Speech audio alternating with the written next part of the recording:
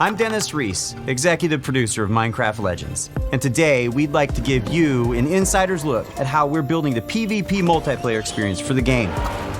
Minecraft Legends is a new action strategy game set in a lush, dynamic world. It introduces epic storytelling, and you can form alliances with new and familiar Minecraft mobs to stop the invading piglins. Minecraft Legends will let you play the story-driven campaign as an online co-op experience together with your friends. And it will also feature a PvP gameplay mode where 2 teams with up to 4 players each works to destroy the opponent's team space. The game will support cross-platform play and online matchmaking. In order to create the best possible experience, we've partnered with Blackbird Interactive to develop the game. And it's been wonderful to see their commitment and focus on the Minecraft universe. It's so much fun to be working with Mojang Studios on Minecraft Legends. Here at Blackbird Interactive, we have a talented team of developers who are using our background in strategy games to bring a new and exciting experience to the Minecraft universe. We're super excited to share more details about PvP gameplay. Get him out of here, get him out of here. There are some really cool features that make PvP unique. First off, players share their army and resources with their team. This means that individual players aren't able to win on their own. They must cooperate to be successful. Communication is really important, and you can sort of really tell the teams that gel together because they naturally form roles at the beginning of the game, and as soon as we start, you're off collecting, I start building. We have our favorite roles, but we change them up. Also, the world in PvP is procedurally generated, just like it is in campaign. This means that each PvP session is different than the last. That it's different every time you play, depending on how the map is generated, where the valleys are, the mountains are, where the secrets are, you know, where the towers are. In Minecraft Legends, the piglins are an ever-present threat, and this includes PvP. The piglins are on their own side. They're trying to kill both of you at the same time. So the opposing team is not the only thing you need to worry about. Beware of the piglins. In PvP, there's something for everyone. For players who like action, they can go attack the piglins or lay siege to the enemy base. For players who enjoy exploration, they can search the world to find resources for their team, hidden treasure chests, or scout the enemy base. Gathering resources to help the team out, that's super important. But whenever I get into a PvP match, the first thing I try to do is to track down the Regal Tiger. It's my favorite mob to ride because it's really fast, but it's also really cute. For players who like building, you can spend your time building defenses and upgrading your base, because soon enough your enemy will attack, and you need to be ready. So the first thing I do when we start is everyone runs off. I open the map, see where the enemy base is. First thing I build is what we call an upgrade tower, which allows you to build upgrades. So I place that at the back, away from the enemy. So I really pride myself in making, you know, impenetrable bases. Since the goal of PvP is to destroy the opposing team's base, defending your own base is really important. You have to start with a lot of walls, a lot of towers, and some gates. After that, you can just add whatever you want, freestyle it a bit. I like to add different layers of walls, so my opponents have to find their way through to my base, almost like a maze. And then once those walls are up, I like to actually hide my ice traps behind them to catch enemies off guard. When it comes time to finally take out the other team, my favorite strategy is to make a forward camp just outside the enemy base. Then I get the biggest, strongest mobs I can as fast as I can and start sending them in. Then I can smash down the walls, take out their mobs, and claim victory. The real fun of PvP is creating a strategy, having a game plan, deciding how you think you're going to crush the enemy, and then all of a sudden the hosts tell you, the opposing team just built a redstone launcher. And you're like, I can't do my attack now. I've got to build an anti-siege tower, which is an anti-air tower, to stop the redstone launchers. You just have to be constantly changing your tactics. And sometimes you have no idea what they're doing. And then you certainly find out very quickly. Resources, or do you want to go? I don't know. A while back, we had somebody on our dev team use a strategy where they built a bunch of what are called plank golems, which are archers. So they're very weak, but they do a high amount of damage. And he had 40 of them, and he just ran through our base, ran around our tower, and took out our entire tower with such a simple strategy. And that's why we still love playing it every day, because every game is different and you never know what's going to happen.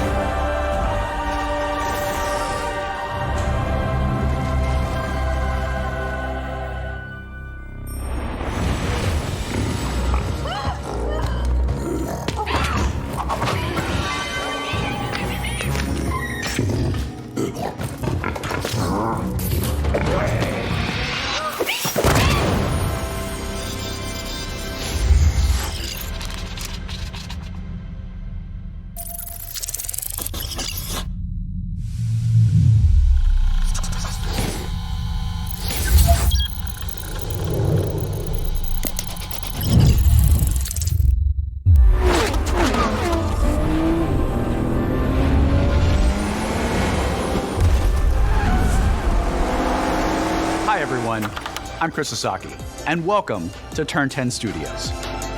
The team is hard at work bringing you the next generation of Forza Motorsport, built from the ground up to take advantage of the Xbox Series consoles. This is the most technically advanced racing game ever made. Today, I'm joined by some of our amazing team members to show you how we are making it look real, sound real, and feel real. This is Forza Motorsport.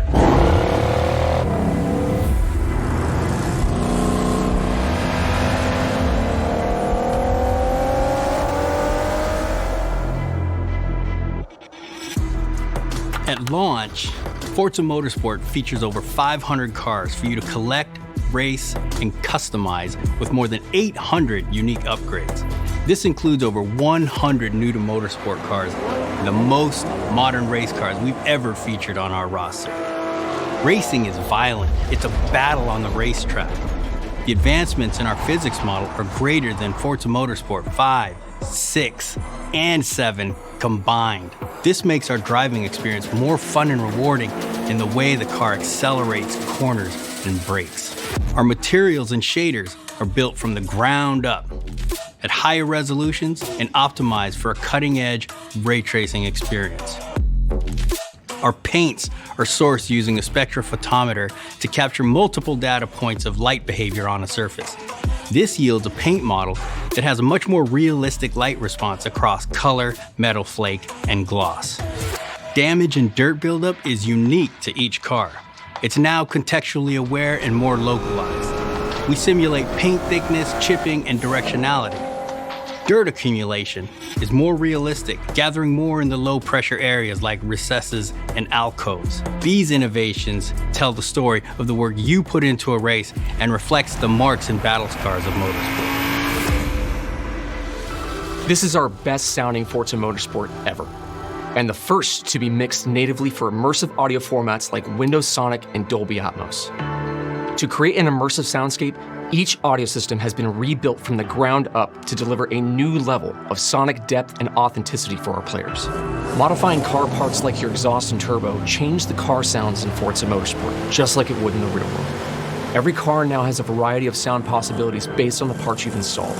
Hardware-accelerated convolution reverb accurately reproduces how sounds in Forza interact within an acoustic space, dynamically adapting to its surroundings and creating a realistic and detailed soundscape.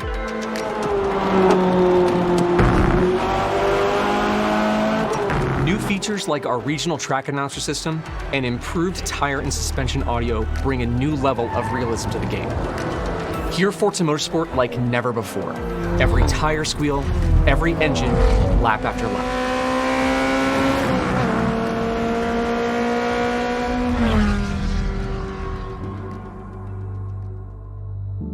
Forza Motorsport launches with 20 environments, built from the ground up for this generation.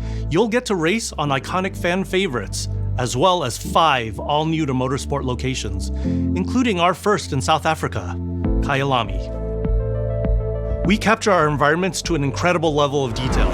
When we reference a track, our team comes back with over 3 terabytes of highly detailed photogrammetry and laser scan data. Through the power of the Xbox Series consoles, we're able to use this data to draw up to 10 times more detail than previous generations. You'll see lush trees, dense grass and overgrowth vegetation, animated track life, physically based lighting and volumetric fog effects, and a fully procedural cloud system that evolves organically. Tracks look alive, sound alive, and feel alive with cutting-edge visuals and crowds consisting of tens of thousands of fully animated 3D spectators, so you're always immersed in the pure spectacle of racing.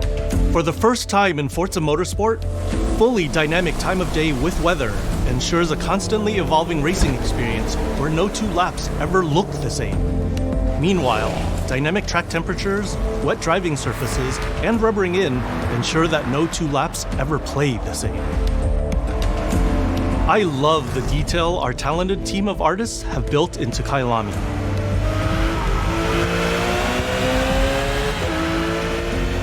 Fast forward to night, and the vista is truly breathtaking. You can see the distant light glows of the city, a beautiful visual touch. Even the Kyalami logo itself creates visual impact every time you see it, thanks to ray-traced global illumination, which simulates how hundreds of thousands of light rays accumulate color as they bounce between surfaces. We're rendering all our environments in 4K at 60 FPS with real-time ray tracing on track to create true-to-life reflections on all smooth mirror and flat glass surfaces. With the incredible detail and rendering features of our track environments, Forza Motorsport is truly a generational leap ahead with unmatched visual fidelity and authenticity.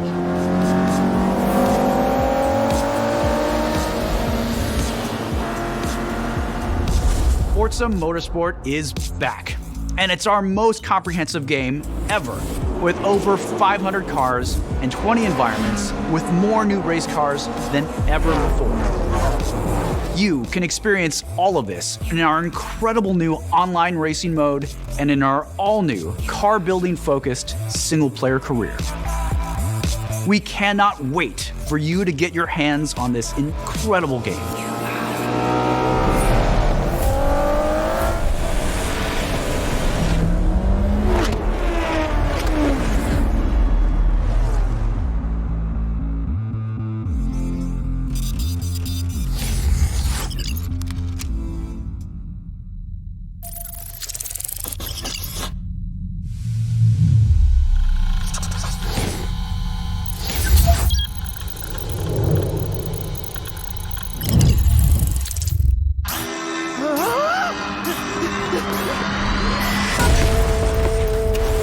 That's me. And you're probably wondering how I ended up here. Well, it's pretty standard.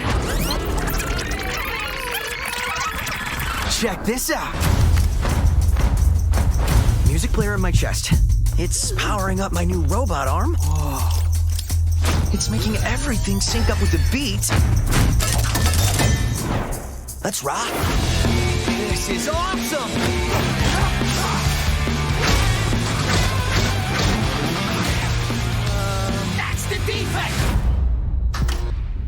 What in the hell am I looking at? The name's Chai, not Defect. Is this the guy? We'll take down this company, one boss at a time. Just so you know, they're insane.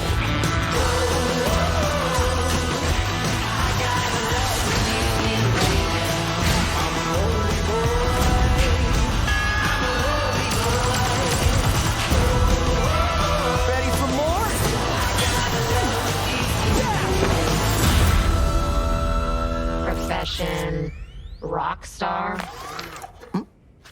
Future rock star? I'm Shinji Mikami, studio head at Tang Gameworks. Thank you for all your support over the years. And I'm John Johannes, director on Hi-Fi Rush. Chill out! It'll be fine! Our core! まあね、このゲームを僕が作ってたら、もう全然違うゲームになったと思う。だけどこういうゲームがね生まれて本当に良かったね。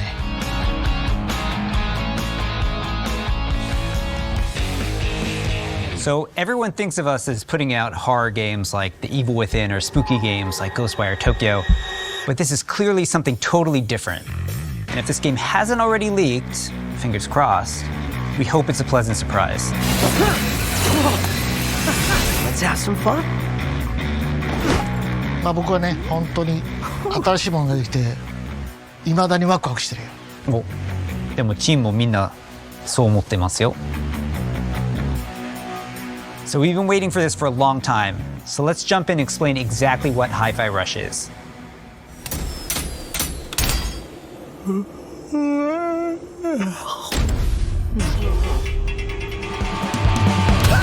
Hi-Fi Rush is a rhythm action game, so it's a bit of a twist on your traditional action game.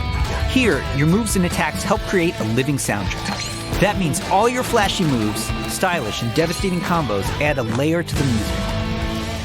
The more you flow with the beat, the better you can connect your attacks and abilities. You are in total control during combat, but everything you do syncs up like an awesome music video. That's Hi-Fi Rush. You play as Chai, a wannabe rock star and victim of a weird corporate experiment that lets him sense the rhythm of the entire world pulsing to the game's soundtrack.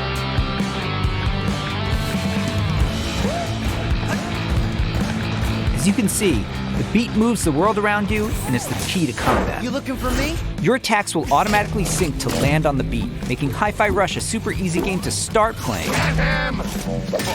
However, attacking on the beat leads to combos that end with a musical countdown we call a beat hit. Think a big cymbal crash at the end of a drum solo, like this. Landing beat hits unleash a combo finish that adds unique musical flair and high damage attacks. And the crowd goes wild. Chai!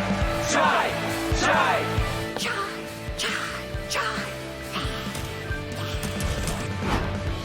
Oh, anyone see the guy that did this?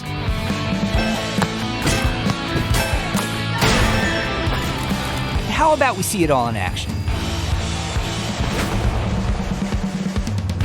Bring it on.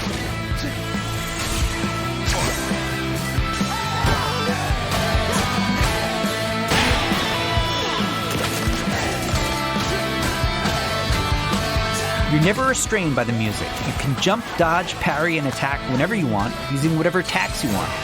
It's not about mashing buttons. The key here is feeling the beat.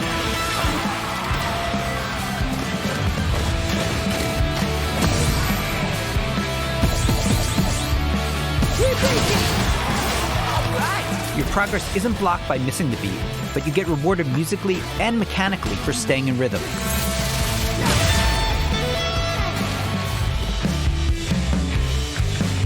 When we say everything moves to the beat, we mean it. Enemy attacks, cutscenes, dangerous obstacles, you name it. It all syncs to the music, creating an ongoing jam session of a game.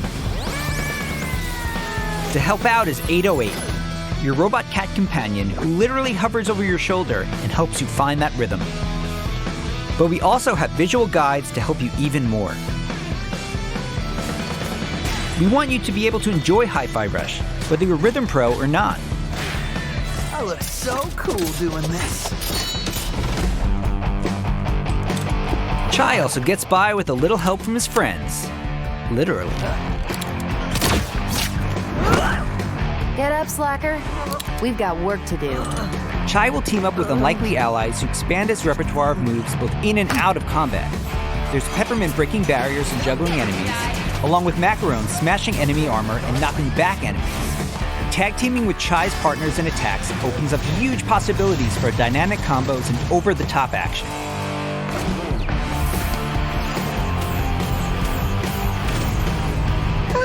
That's not bad. The extra help is handy, because when you're not fighting, you're going to be running around and wreaking havoc all over Vandelay's corporate headquarters, where everything is trying to take you down. You and your partners have a singular goal in mind: taking down the bosses of Vandelay Technologies. Besides wanting to erase Chai for being a defect, it seems they've got something a little bit more sinister on their corporate agenda. You'll fight through each department to take them all on, each level with their own musical spin on the rock genre. And then we have a showdown. So let's get ready to crumble. Boss battles are climactic set pieces, varying from straight-up fights and musical minigames to chase sequences. Custom choreographed to licensed music from amazing artists. Hi-Fi Rush is like nothing we've made at Tango before. And we think it's like nothing you've ever played before either.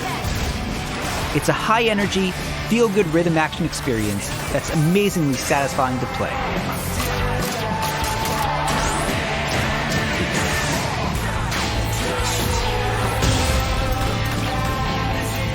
Whew. Pretty rock star move, Chai.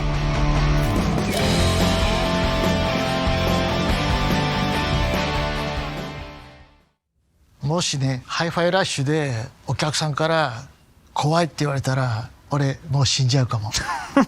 まあ他にもびっくりさせることあると思うんだけど、例えば猫とか撫でれたりするの。いや、それは当たり前でしょうね。いや、でももう一つのサプライズはありますよ。まあこれはジョンのゲームだから、ジョンからどうぞ。So, not only were we super psyched for you to play this, we're happy to tell you that you can play Hi-Fi Rush tonight. Not a demo, the full game. Seriously. It launches on Xbox and PC a few hours after the show, and yes, it'll be on Game Pass as well. We hope you enjoy playing it. 合ってた? Yeah, it was good. Super psyched.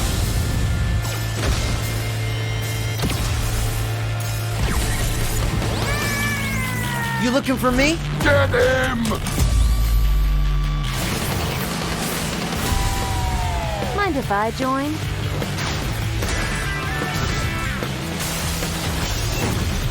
Does that mean I have to fight? I believe it does, sir. How about...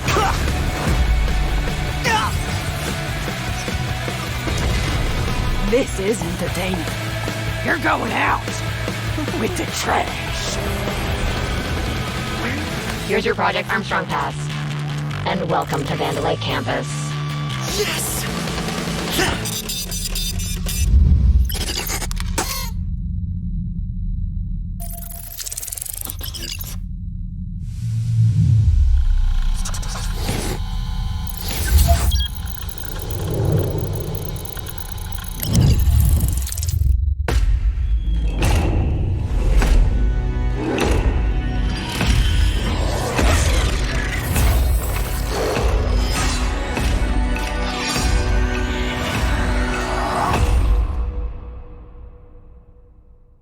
Welcome to Hunt Valley, Maryland, and the headquarters of ZeniMax Online Studios. You just saw a cinematic teaser for The Elder Scrolls Online's next chapter. I'm pleased to reveal ESO Necrom, which will launch in June and is shaping up to be one of the best updates to the game ever. If you watched the teaser closely, you saw that Necrom will include one of the most requested features in ESO, a new playable class called the Arcanist. It's only our third new class since launch, and we know you're going to love it. The Arcanist wields magic influenced by forbidden knowledge and has unique abilities never before seen in this world. Of course, the experience of exploring a new area of Tamriel is the heart of every ESO chapter. Necrom will unfold in Eastern Morrowind, not seen in an Elder Scrolls game since 1994, where you will meet new characters and enemies, reunite with some old friends, and explore a story based around the return of a well-known Daedric prince you just might remember from the Dragonborn Skyrim DLC. For those of you new to ESO, we release a new expansion called a chapter every year. Chapters are essentially standalone games in ESO that let you adventure in a new region of Tamriel. But you don't have to wait for the Necrom chapter to jump in. We've got so many amazing experiences you can enjoy right now. If you love games like Skyrim and Oblivion, you'll feel right at home amongst the thousands of stories unfolding across every region in ESO. And as anyone who's played a classic Elder Scrolls game knows, it's all about those feelings when you're fully immersed in the world. Remember that feeling when you first encountered a dragon? We've got an entire province that's overrun by dragons. Or questioned if you were capable of taking down a frost troll in Skyrim? Try it for yourself in ESO. What about the moment you visited a city in Morrowind that was built inside the shell of a giant crab? For the Oblivion fans out there, how about another chance at taking on the colossal Daedric Prince, Mehrunes Dagon? Just like any single-player Elder Scrolls game, you can have a blast simply by following the main quest line. Or seek out lore and learn more about the world. Become a craftsman. Go fishing. Decorate and furnish your home. Customize your character. Play it like an action RPG. And when you're ready, you can easily engage in one of the best open-world PvP systems. Run Dungeons co-op with your friends for great loot. Or just join a guild to chat with others. The possibilities in this virtual world are endless.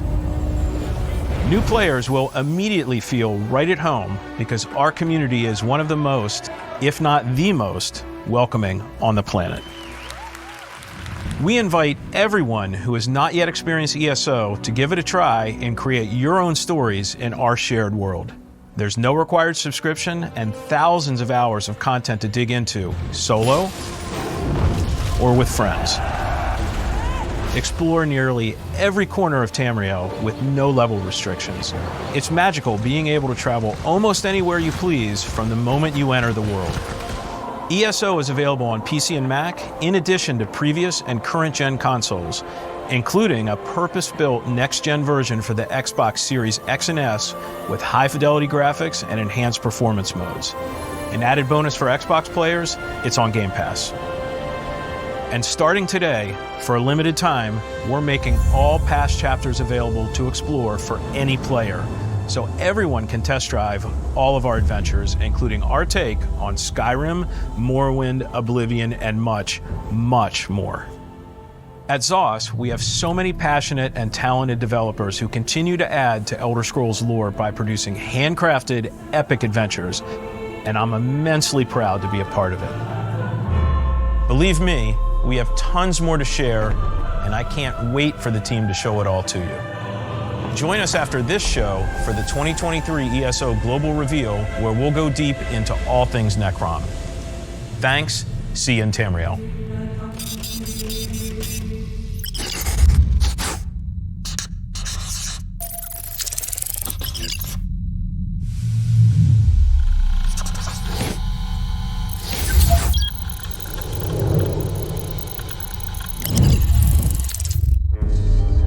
Something evil is swallowing up this place bit by bit.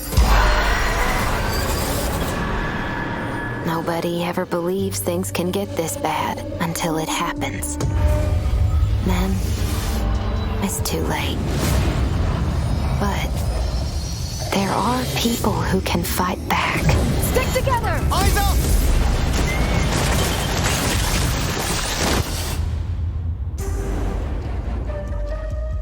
Welcome to Redfall, Massachusetts, where the calm seas and sunny skies have been eclipsed by a legion of vampires. Redfall is a story-driven shooter at its heart, which can be played single-player or co-op with up to 4 players. Choose your hero, each with their own unique abilities, and form the perfect vampire-slaying squad to take back Redfall's haunted streets. At Arcane, we make games where the world itself is as important as the characters. With Redfall, we take an exciting step forward, building a lovingly detailed open world to deliver our largest setting ever. Every inch of our open world is carefully handcrafted and packed with environmental storytelling.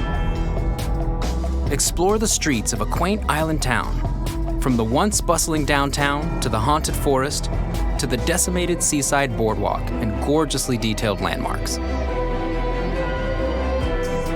But it's not all danger all the time.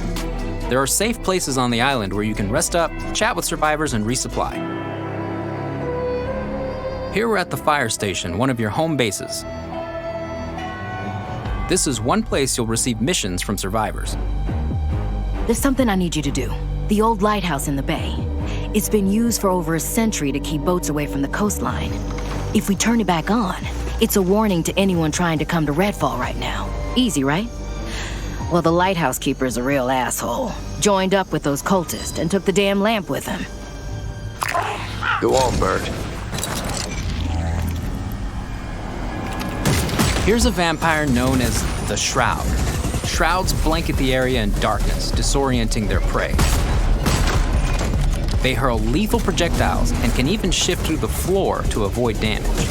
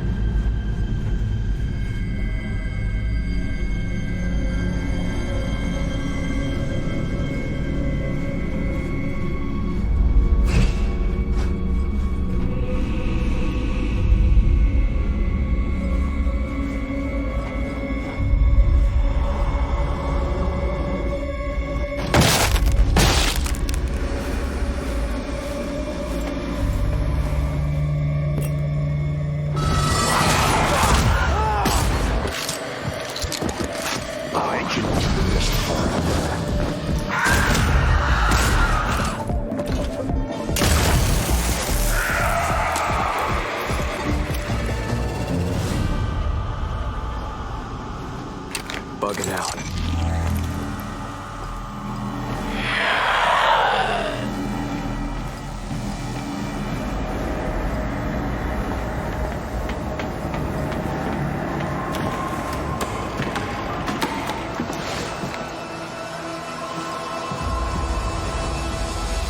The lighthouse is back up, but there's more waiting for you. Taking down vampires angers the vampire gods, who will summon the Rook to take you down.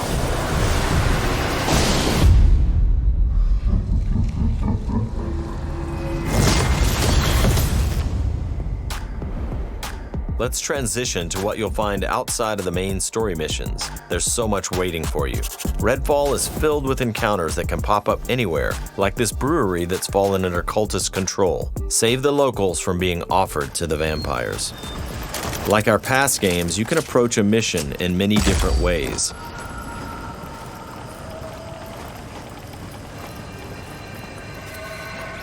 Always be ready to improvise. Remy uses her combat robot Bribon to help distract and eliminate the cultists. We got him, Bribon.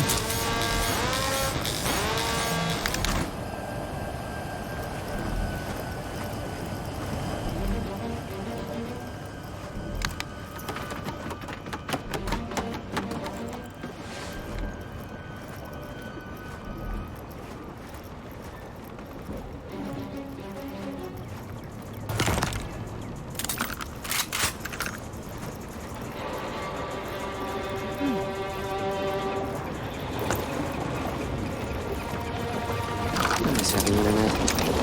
You?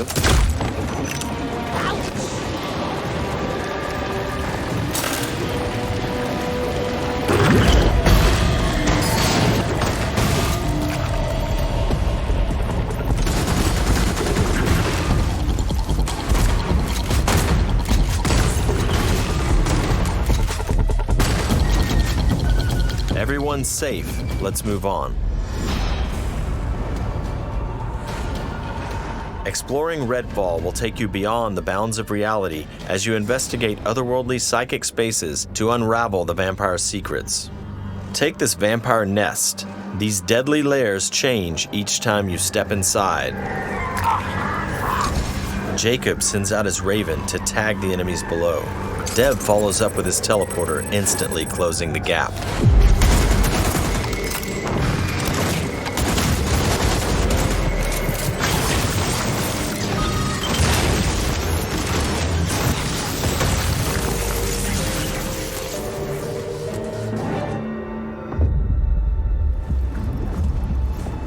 To destroy a nest, you have to take out its heart, and all of the vampires willing to die to protect it.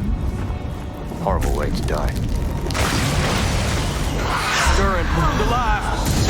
I woke them up! Just one bite.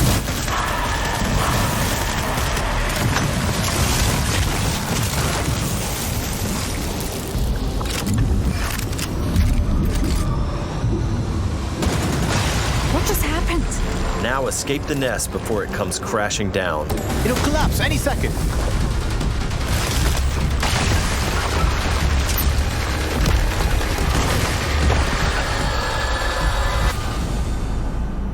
Nests aren't the only psychic spaces. You'll find dangerous pockets all over the island. It's all vampire turf, so tread carefully. I got you.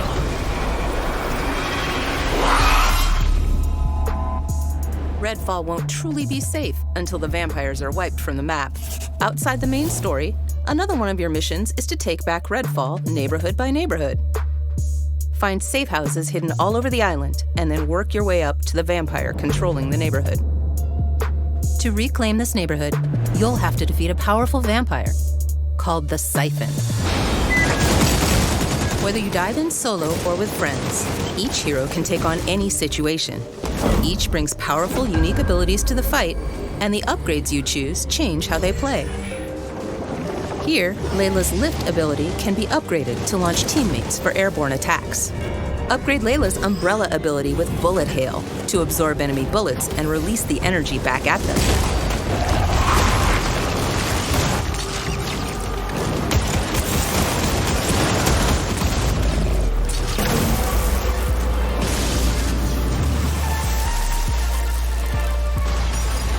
There are many ways to customize your hero's ability tree to match your playstyle.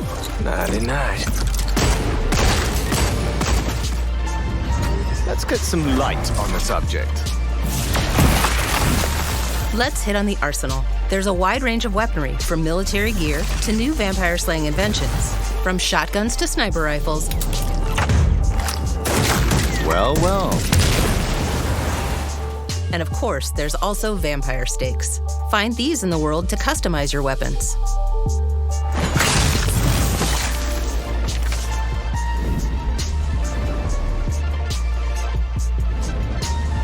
When you reclaim significant sections of Redfall, the last step is to face the underboss who controls, or used to control, that neighborhood. Underbosses are powerful elites of the vampire gods, with their own unique abilities, like this one's shield.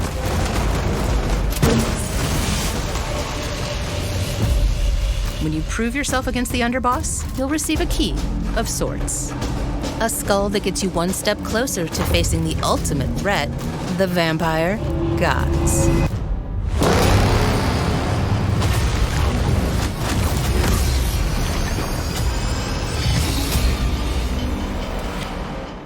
Thank you for visiting Redfall. And thank you for all the support you've shown Arcane throughout the years. We sometimes joke that our games can be tough to define. The one thing that's consistent? We make the kinds of games we love to play. And that's how Redfall was born. We blended everything we love here at Arcane Austin. Immersive open worlds, unique and customizable heroes, RPG and FPS gameplay. And of course, our signature storytelling and rich world building. Along with our spin on one of the most classic monsters of all time. Vampires. It's been amazing to see how all of us have pulled together to deliver our vision for something new. Redfall is the biggest, most ambitious game we have ever made. Our teams dove head first into this new opportunity, and we can't wait for you to experience Redfall for yourself. Thankfully, you won't have to wait too much longer. Redfall's coming on May 2nd. Thank you again for joining us. And we'll see you soon in Redfall. Here we go.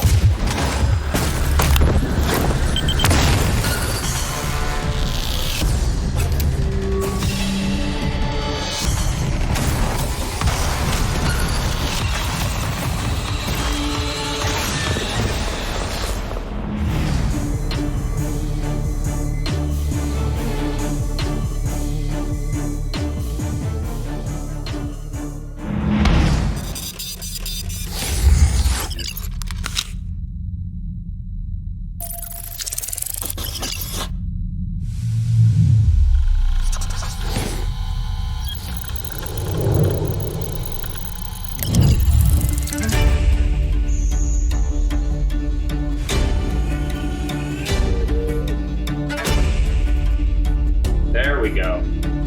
3, 2, 1. Hello. It's so much fun to be working with Mojang Studios on Minecraft Legends.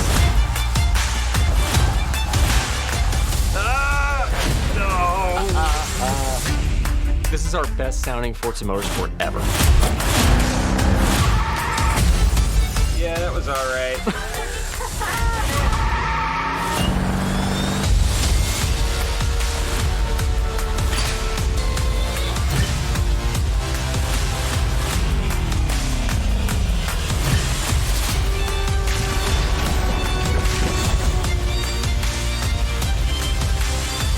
Thanks, and see you in Tamriel.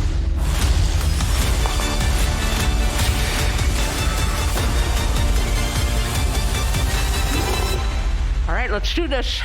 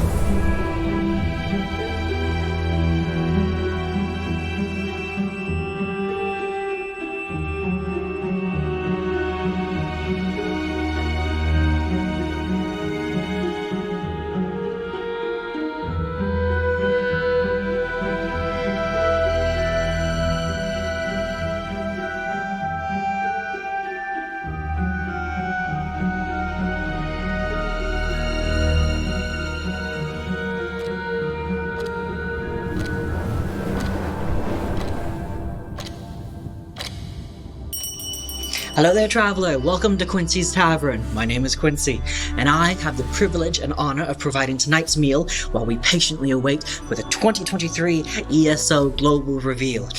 I hope you're hungry, because tonight we have a special treat for you.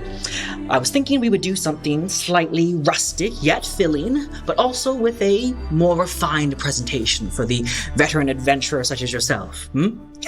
I had ingredients from all across Tamriel brought in for tonight's special occasion, and I'm so excited to spend some of this evening with you tonight.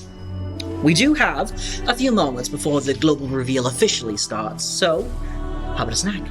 I have just the thing. Cabbage biscuits with these bits of bacon all throughout, perfect with some butter and jam. So nice. Sound good? Wonderful. Let me show you how to make them.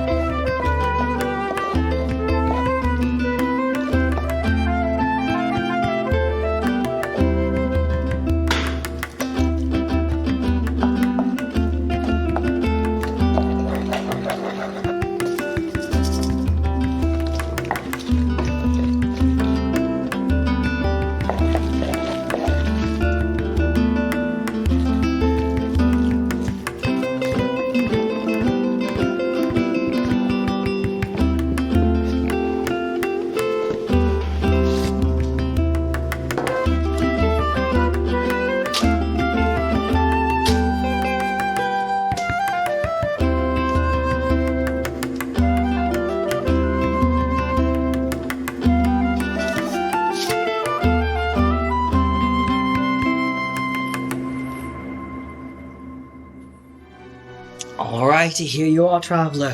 Fresh from the oven. Careful, they're still very hot. But I think with that, we have everything we need for the ESO global reveal. I'll go get us some drinks. You don't go nowhere. Eat to your heart's content. Thank you for joining us tonight on this epic adventure. Enjoy.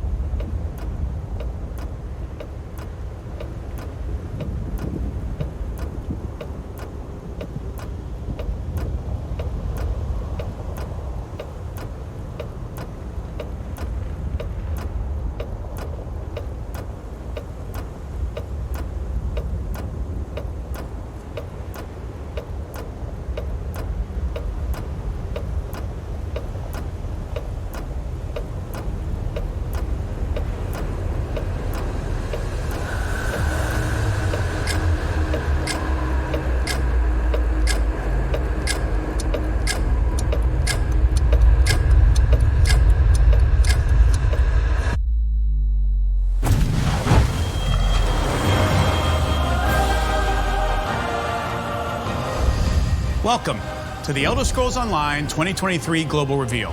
Whether you're coming from our Developer Direct or just joining us now, we've got an incredible show today. Earlier today, ZeniMax Online Studio Director Matt Firor shared some exciting details on the Elder Scrolls Online's next adventure. That includes one of the most requested features from the ESO community, a new playable class called the Arcanist. Matt also revealed that the new chapter, called Necrom, will take you back to a familiar location in Tamriel, Morrowind.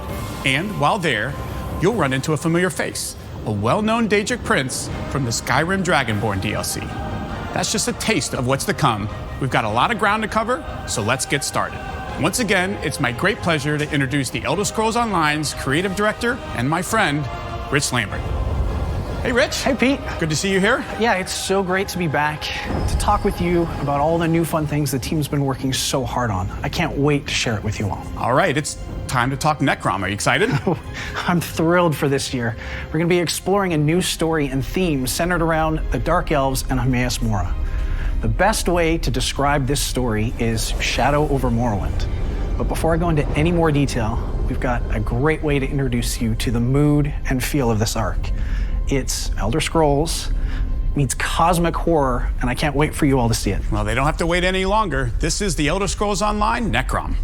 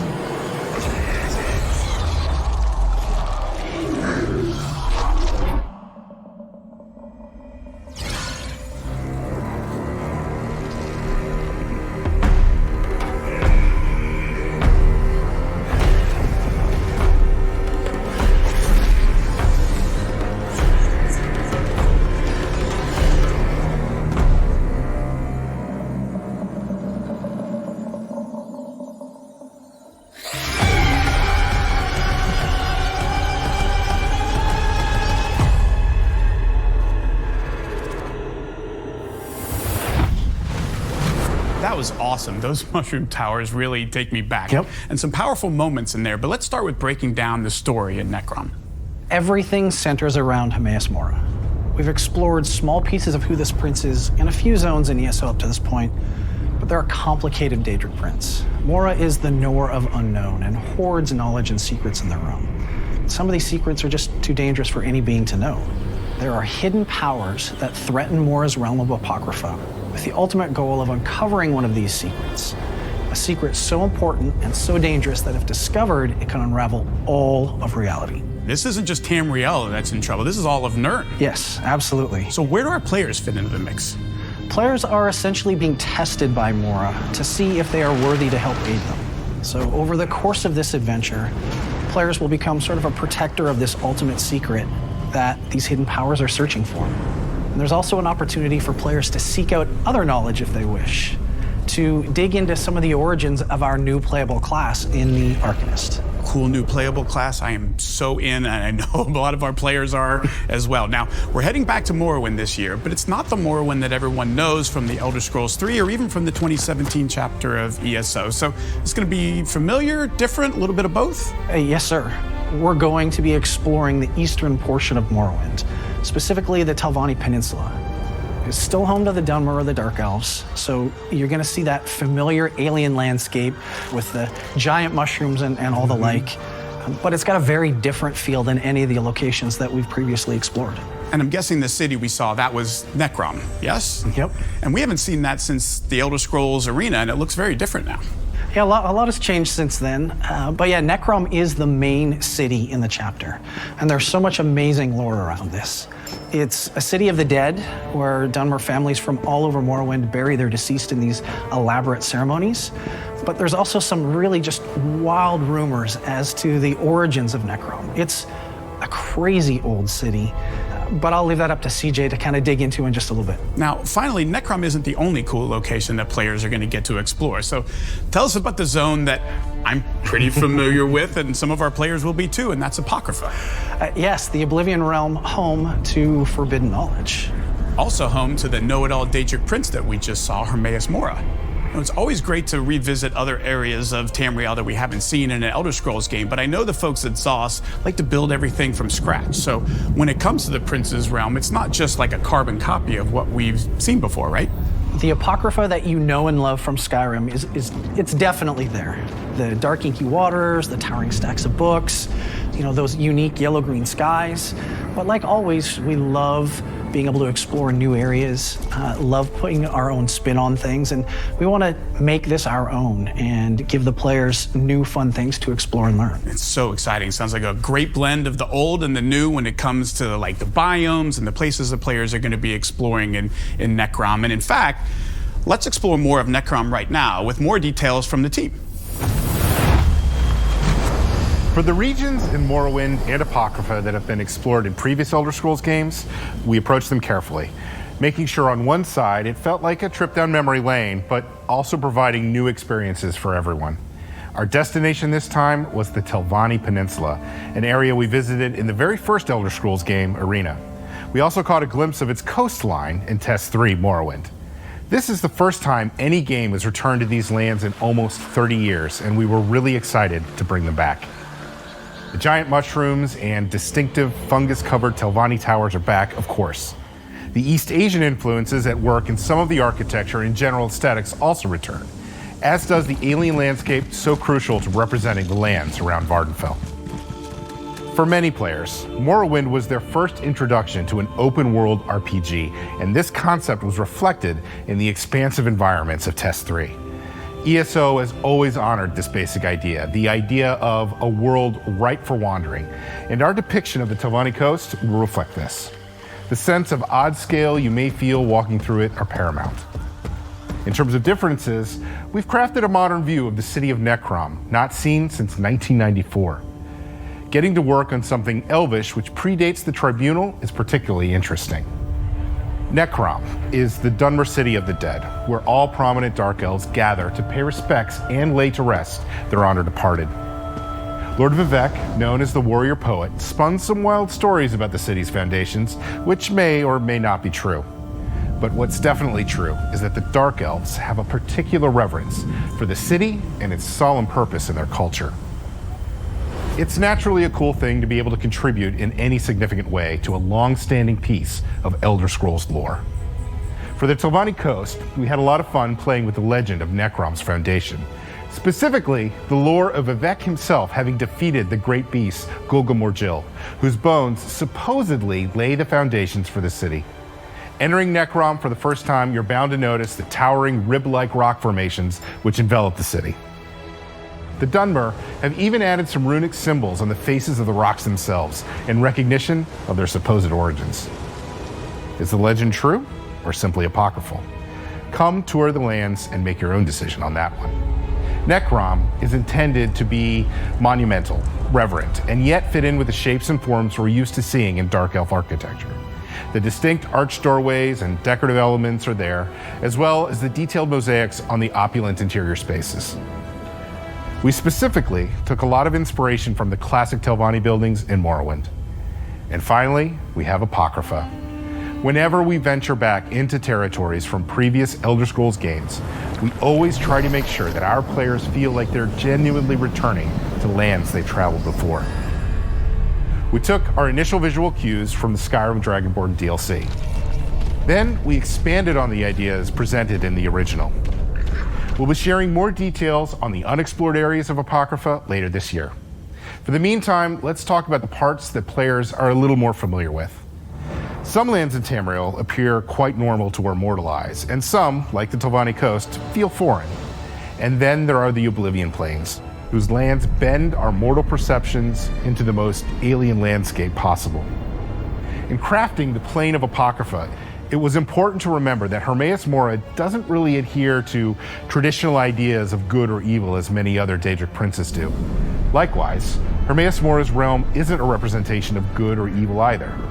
Our take here was to explore the idea of ancient records and how they might be represented physically in a plane such as this. We created fossilized impressions into the rock walls and emerging from the ground, representing the cataloging of all life, experience, and knowledge. Realms of Oblivion are extensions of their master, and so Apocrypha is a clearinghouse for knowledge. It's a repository. It is intended to feel like a place where ancient things and ancient ideas can be preserved, perhaps even hidden, but never lost. There's a ton of story emitting from these locations, from the environment to the architecture. Of course, the characters and creatures breathe even more life into our world. When we chose the setting for Necrom, we knew we had to deliver a story that lives up to this location, and the team had a lot of fun bringing this story to life. If you're not super familiar with any of the fantasy names that we've been talking about, imagine a holy necropolis in the middle of an ancient hierarchical society presided over by extremely powerful mages. Yeah, there's a lot of fun tensions there for us to play with. Necrom remains neutral territory in regards to the great houses of Morrowind. Keeping the City of the Dead neutral means all Dark Elves can appease their ancestors and ensure their bodies are taken care of, even as the Three Banners War rages on. This is incredibly important since the tradition of bringing the dead to Necrom predates the Tribunal and the creation of Dark Elves as we know them. It's an integral part of the Dark Elves' cultural identity. In other words, this is an ancient City of the Dead which isn't controlled by any one Dark Elf house, even though it's surrounded by the Telvanni Magisters, some of the most egotistical and powerful mages in the entirety of Tamriel. But the peninsula isn't the only place you'll get to explore. As a writer and certified library nerd, I'm so excited that this year we get to take you to Apocrypha for the first time since the Dragonborn DLC. You'll be accompanied by Laramel the Wise, a powerful mage who works with Hermaeus Mora, the Prince of Forbidden Knowledge. Notice I said with and not for. Laramel doesn't worship Hermaeus Mora. They have a working relationship that's built on mutual respect. As much respect as Hermaeus Mora can have for a mortal. See, mortals don't really survive in Apocrypha for a long time. Knowledge is enticing, but you'd be a fool to assume that it's harmless. And the sheer amount of information there tends to melt mortal minds, mangle their bones, contort their flesh, and turn them into terrifying creatures called the Hushed. Some books are lifeless collections of paper, totally safe to pick up. But others house tome shells, small Daedra who live between the pages of Apocrypha's first editions. They may not necessarily attack you, but if you've ever picked up a shell on the beach only to discover that there was a hermit crab already living in it, then you know just how surprising a tome shell can be. Tome shells and hushed aren't the only denizens in Apocrypha. No, Apocrypha's guardians lurk around every corner.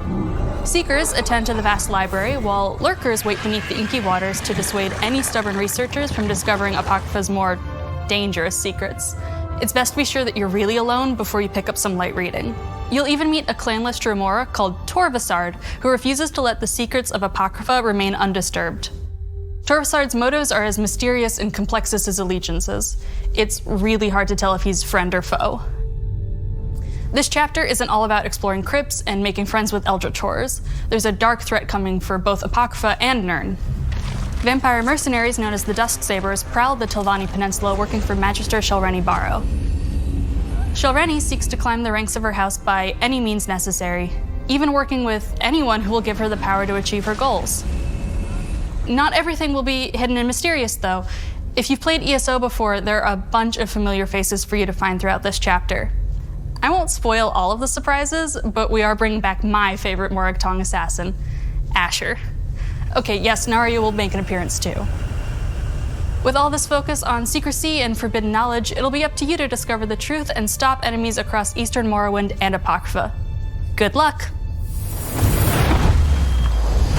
Hey everyone, we're excited to let you all know that the Elder Scrolls Online Necrom is available for pre-purchase right now.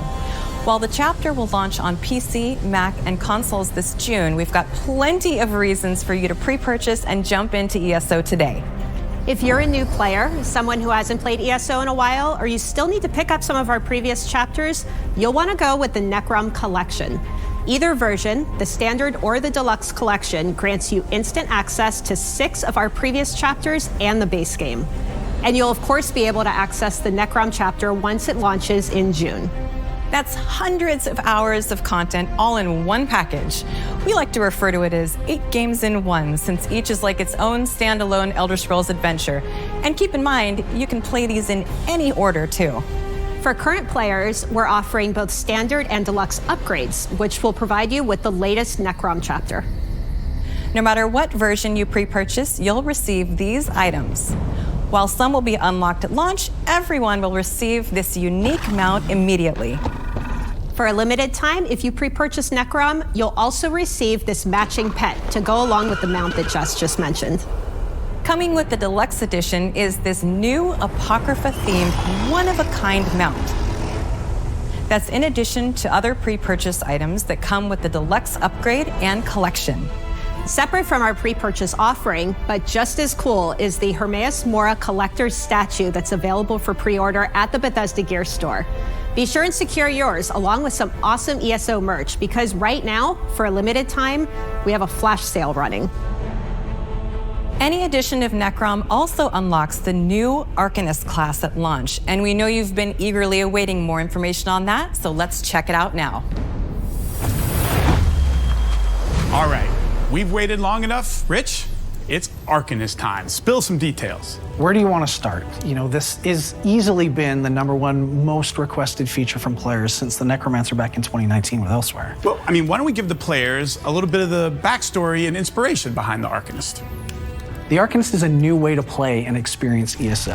It's the 7th playable class and channels the power of Apocrypha to create ancient runes of power. This weird knowledge lets them do some truly fantastic things, destroying their enemies with runic magic, summoning tentacles from the abyss, healing their allies, and some even protecting themselves from the worst the Daedric Plains have to offer. Of course, what everyone really wants to know is, how do you play the Arcanist? And we've got just the person to tell us. With the Arcanist, we wanted to keep the basic form of the class familiar to everyone so there's something for all play styles, while letting us be more creative with the abilities themselves. We started off with 3 skill lines: Herald of the Tome, Apocryphal Soldier, and Curative Rune Forms. Each line focuses on a different aspect of the game: offense, defense, and support. The challenge we embraced was making these abilities feel unique compared to previous classes, but not so systematically different that veteran players would feel out of place. I know several of the abilities will leave you awestruck. 2 of my favorite new abilities are Apocryphal Gate and Abyssal Impact.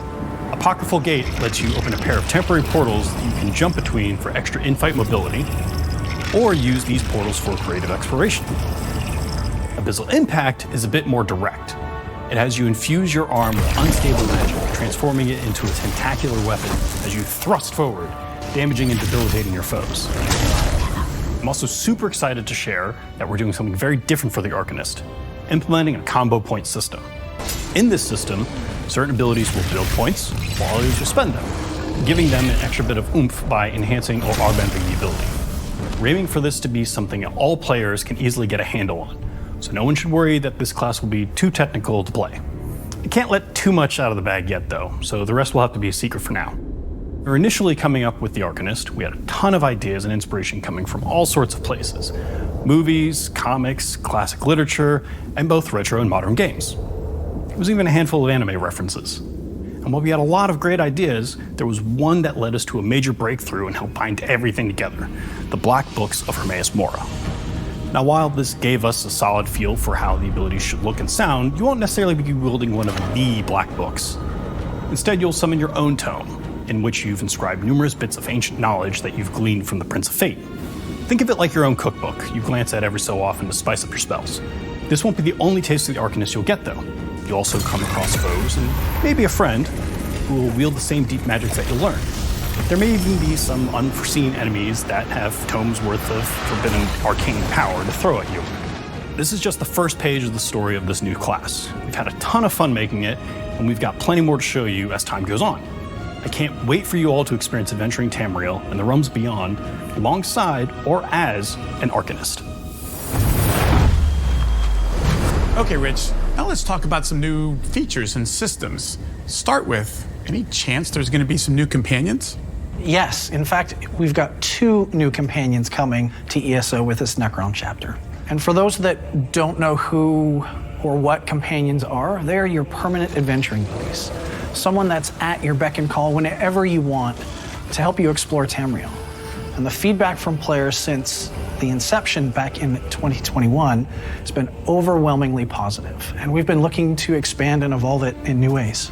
So tell us about the 2 new companions we're going to see. The first companion is called Sharp as Night, and he is an Argonian warden who is a bit of a mercenary and an enigma.